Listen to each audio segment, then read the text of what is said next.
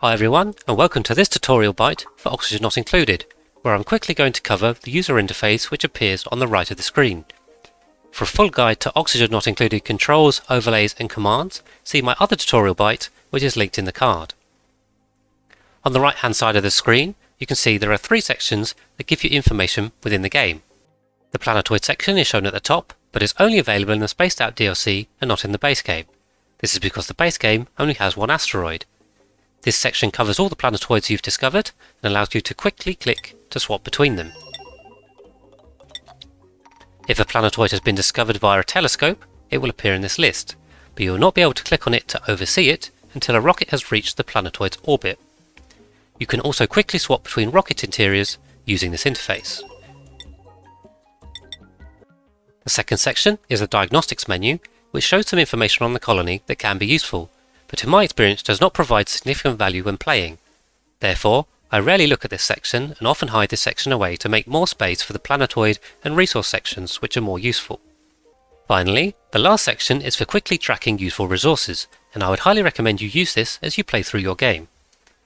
When you discover a resource for the first time, it will appear here, but will eventually be cleared.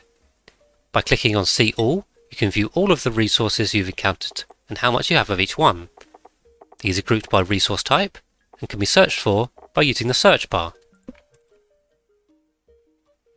Ticking the circle on the left will add the resource to your main interface, and clicking the red X will remove it. You may be wondering at this point, which resources should I track? And my answer to this is whichever resources are most important to you at the time, and this depends on your specific game. During the early game, you typically want to track critical resources for surviving, like algae for oxygen diffusers and dirt for supplying mealwood.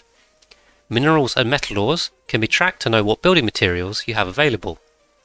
In the mid-game, resources like plastic, steel or reed fibre will be the key things to keep progressing your colony, and so are good candidates to be added. In the late game, you may want to track rare resources, such as those made from space materials like thermium, viscogel or supercoolant, which are important in late game or advanced builds. If you find yourself regularly needing to know how much of a resource you have, then go ahead and add it to the list. Don't be afraid to update the list as the game goes on. In the Spaced Out DLC, each planetoid has a different set of saved resources, and I would recommend using these to track whatever is relevant to each planetoid.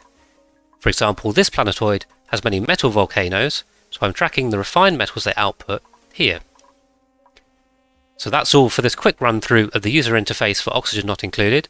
I hope you found this useful, and thanks for watching.